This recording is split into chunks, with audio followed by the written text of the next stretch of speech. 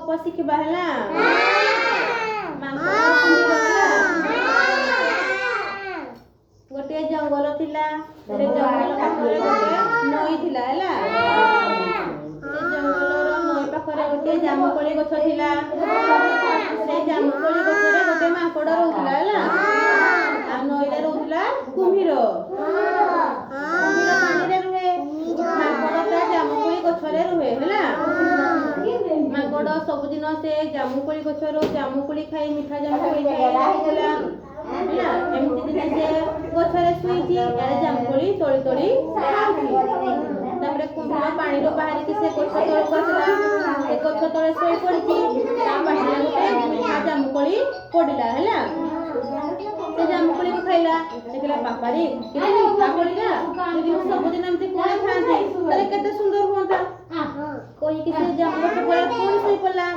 ତାପରେ ହଉଛି ମାଙ୍କଡ ଦେଖିଲା କୁମ୍ଭୀର ଶୋଇଛି, କହିଲା କଣ କୁମ୍ଭୀର ମଉସା ତମେ କଣ ଜାମୁକୋଳି ଖାଇବ କହିକି ସେ ପେଣ୍ଠେ ଜାମୁକୋଳି ଆଣିକି କୁମ୍ଭୀରକୁ ଦେଲା ହେଲା। କୁମ୍ଭୀର ଖାଇଲା। କହିଲା ଘରେ ନ ଶୋଇ ଅଛି, ଯିବା ପୁଣି ତାଙ୍କ ପାଇଁ ଜାମୁକୋଳି ନେଇକି ଯିବା ହେଲା। କୁମ୍ଭୀରକୁ ମାଙ୍କଡ ଦେଲା ଜାମୁକୋଳି। ସେ ଧରିକି ଘରକୁ ଗଲା। କୁମ୍ଭୀର କାହାକୁ ଗଲା? ତା ସ୍ତ୍ରୀ ଘରକୁ ହେଲା। ତାପରେ କୁମ୍ଭୀରର ସ୍ତ୍ରୀ ଜାମୁକୋଳି ଖାଇଲା।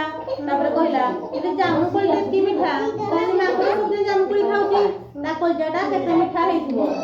କହିଲା କୁମ୍ଭୀରକୁ ଯାଅ ମାଙ୍କଡର କଲିଜା ଧରିକି ଆସ ହେଲା। ମାଙ୍କଡ ପାଖକୁ କିଏ ଗଲା? କୁମ୍ଭୀର ଗଲା।